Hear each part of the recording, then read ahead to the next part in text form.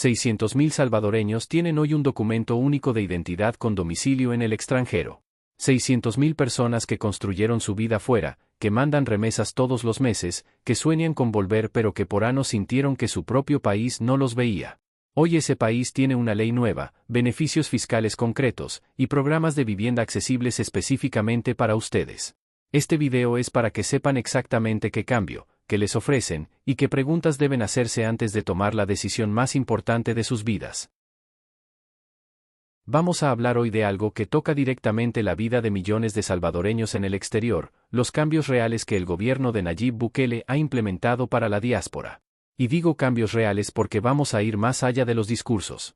Vamos a revisar las leyes aprobadas, los programas existentes, los números que sostienen esas propuestas, y también las limitaciones que los expertos y organizaciones independientes han señalado. Porque si estás pensando en regresar, o si alguien en tu familia lo está considerando, necesitas toda la información, no solo la parte que el gobierno quiere que veas. Para entender por qué estos programas son significativos, hay que partir de dónde estábamos. Durante décadas, los salvadoreños en el exterior fueron, en las palabras del diputado oficialista Raúl Chamagua, salvadoreños de segunda categoría y generadores de remesas. No es una crítica inventada, es lo que reconocen desde el propio bloque de gobierno en la Asamblea Legislativa.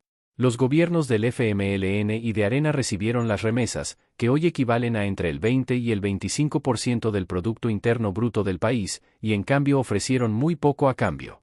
La diáspora no tenía voto efectivo, los consulados eran inaccesibles o de servicio deficiente, y no existía ningún marco legal serio que incentivara el retorno voluntario. Eso ha cambiado en varios aspectos concretos. Hagamos el recorrido de esos cambios, uno por uno, con los datos que los respaldan y las preguntas que debes hacerte. Empecemos con lo más reciente y lo más tangible. El 7 de agosto de 2025, la Asamblea Legislativa de El Salvador aprobó por unanimidad, con 60 votos, la Ley Especial de Beneficios y Protección para la Diáspora y Personas en Movilidad Humana. Esta ley entró en vigor el 21 de agosto de 2025 y crea el marco legal más amplio que El Salvador ha tenido para incentivar el retorno de sus ciudadanos en el exterior. El beneficio más concreto y más comentado es el del menaje de casa. Si eres salvadoreño en el exterior y decides regresar, ya sea de forma temporal o permanente, puedes importar hasta $100,000 en bienes del hogar completamente libres de impuestos. 0 derechos arancelarios a la importación. 0 IVA. Eso incluye muebles, electrodomésticos, ropa, joyas, juguetes de tus hijos, equipos de entretenimiento, herramientas, mascotas. Todo lo que conforma el equipo de tu hogar puede entrar sin que aduanas te cobre un centavo, siempre que el valor total no supere ese límite de $100,000. Fíjate que no dije que tenías que mudarte para siempre. La ley aplica para retorno temporal o permanente, independientemente del tiempo que planees quedarte, de tu condición migratoria en el país donde resides y del país en que hayas vivido. Eso es un cambio significativo respecto a normativas anteriores que eran más restrictivas. Y si no puedes traer todo de una vez, tienes la opción de hacerlo de forma escalonada, en un periodo de hasta 5 años contados a partir del 21 de agosto de 2025 hasta el 21 de agosto de 2030. Además del menaje, la ley permite importar 2 vehículos automotores livianos por grupo familiar, también libres de impuestos y del impuesto especial a la primera matrícula. Hay condiciones: los vehículos no pueden superar los 8 años de antigüedad, deben estar en perfecto estado de funcionamiento y no pueden venderse durante los primeros 2 años desde su ingreso al país. Si los vendes antes de ese plazo, el gobierno te cobrará los impuestos de los que fuiste exento. Eso es importante tenerlo claro. Para quienes regresan con una actividad laboral o profesional, la ley también contempla la exención de aranceles para bienes, insumos, equipos y herramientas necesarios para el desarrollo de tu trabajo u oficio, hasta un monto de $100,000 adicionales, dentro del primer año de tu regreso al país. Si eres carpintero, mecánico, estilista, técnico en computación, médico, o cualquier otro oficio o profesión que requiere equipamiento, ese equipamiento puede entrar libre de impuestos. Según datos de la Dirección General de Aduanas, en el primer mes de aplicación de esta ley, agosto de 2025, más de 300 familias accedieron al beneficio, lo que representa una renuncia fiscal de cerca de $3 millones para el Estado. Para el director de aduanas, esa cifra refleja un interés real y creciente de la diáspora en regresar al país. Ahora bien, hay cosas que debes saber para no llevarte sorpresas. El beneficio aplica una sola vez por grupo familiar. No es algo que puedas usar múltiples veces. Además, quedarán excluidos del beneficio los salvadoreños que tengan alertas migratorias, órdenes de captura o restricciones de ingreso al país.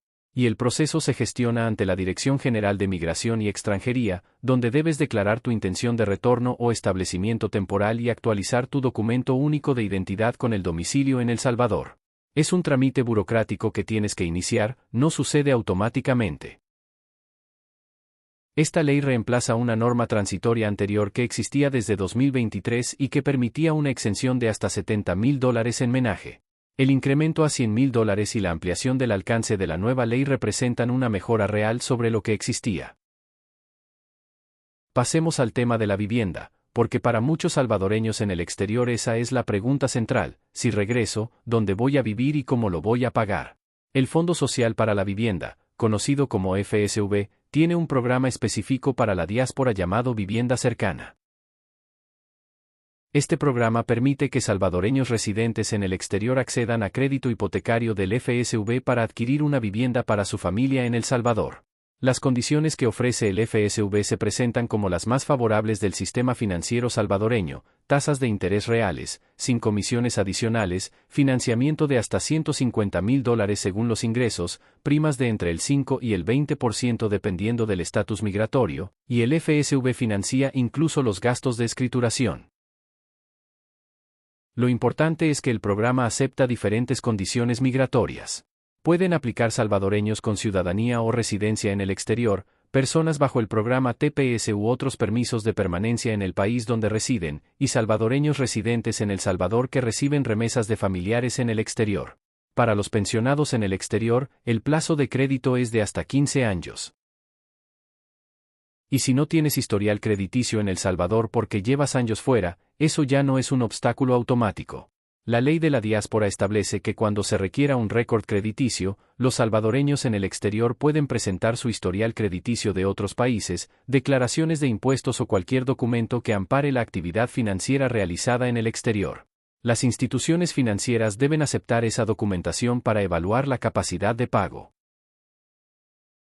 Durante la gestión del presidente Bukele, según datos de la ministra de Vivienda Michelle Sol, el sistema de vivienda ha destinado más de $1,026 millones en créditos, beneficiando a más de 175,000 salvadoreños a través del FSV y del Fondo Nacional de Vivienda Popular, el FONAVIPO.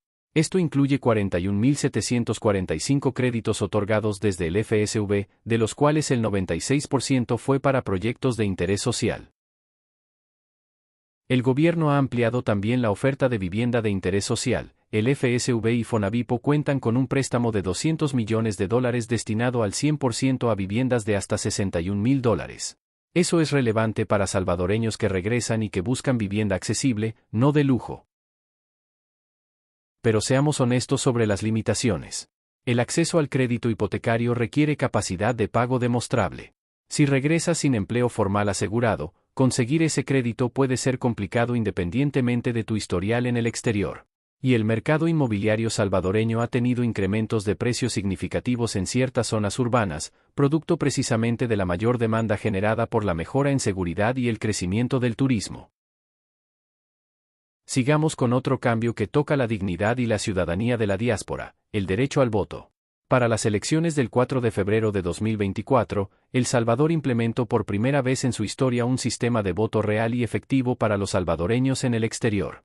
La Ley Especial para el Ejercicio del Sufragio en el Extranjero, aprobada en octubre de 2022, estableció dos mecanismos: voto remoto por Internet para quienes tienen domicilio registrado en el exterior, y voto electrónico presencial en consulados para quienes tienen domicilio en El Salvador.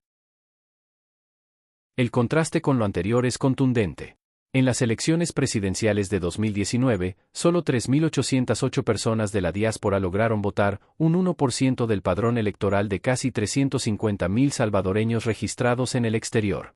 En las elecciones de 2024, más de 42,000 personas emitieron su voto en las primeras 72 horas de la votación anticipada por Internet. Un total de 741,000 salvadoreños estaban habilitados para participar en ese proceso. Eso es un cambio de una magnitud enorme en términos de participación democrática de la diáspora. Los críticos del proceso, incluida la Organización de Monitoreo Electoral Internacional IDEA, señalaron problemas técnicos y jurídicos en la implementación, falta de claridad sobre el padrón de quienes votarían con pasaporte sin DUI, cuestionamientos sobre la verificación de identidad biométrica en el voto por Internet, y ausencia de mecanismos independientes de control. Estos son señalamientos válidos que el gobierno debería atender para garantizar que la participación de la diáspora sea genuina y transparente, no solo numéricamente alta. Pero el hecho de que hoy tengas derecho a votar por tu presidente y tus diputados desde Los Ángeles, Houston, Washington o Nueva York, algo que no existía en la práctica hasta hace muy poco, es un cambio real en tu relación legal y cívica con El Salvador. Hablemos de algo más cotidiano pero igualmente importante, los servicios consulares y el acceso al documento único de identidad. Este es quizá el cambio que más salvadoreños en el exterior han sentido en su vida diaria. Desde 2021, el gobierno implementó el programa DUI en el exterior, Identificación sin Fronteras, que busca que cualquier salvadoreño residente afuera pueda obtener, renovar o actualizar su documento de identidad sin tener que viajar a El Salvador. Los consulados en Estados Unidos comenzaron a ofrecer jornadas sabatinas de emisión de DUI en ciudades como Los Ángeles, Silver Spring en Maryland, Dallas, Houston, Long Island, Atlanta y Las Vegas. Para 2024, el gobierno implementó jornadas extraordinarias ininterrumpidas, de lunes a domingo de 7 de la mañana a 10 de la noche, para garantizar que la diáspora pudiera obtener su DUI antes de las elecciones. Ten en cuenta lo que implica tener tu DUI actualizado. Puedes estudiar en universidades de El Salvador, afiliarte al programa del Instituto Salvadoreño del Seguro Social, abrir cuentas bancarias en el país, firmar contratos y extender poderes, realizar trámites migratorios, y como ya vimos, ejercer tu derecho al voto. El DUI es la llave de acceso a todos los beneficios que hemos estado describiendo. Desde 2020, la Cancillería salvadoreña ha atendido a más de 28,000 salvadoreños que retornaron al país y necesitaban apoyo en su proceso de reintegración. La Viceministeria de Diáspora y Movilidad Humana existe hoy como una institucionalidad específica dedicada a este sector, algo que no existía en administraciones anteriores. Pero los beneficios legales y fiscales son solo una parte de la ecuación del retorno. La otra parte, la más importante, es la realidad cotidiana del país al que regresan. Y aquí es donde el análisis tiene que ser honesto sobre tanto lo positivo como lo que sigue siendo un desafío. Lo que ha cambiado de manera documentada y verificable es la seguridad. En 2025, El Salvador cerró el año con 82 homicidios en todo el territorio nacional, una tasa de 1.3 por cada 100,000 habitantes. Para quienes vivían con miedo de visitar ciertas colonias, de volver en los veranos, de que sus hijos crecieran en la violencia, ese cambio es concreto y transformador. El turismo interno ha revivido. Los parques y las plazas del centro histórico de San Salvador están llenos de familias. Los comerciantes que pagaban extorsión ya no pagan. Eso tiene un impacto directo en la calidad de vida de quien regresa.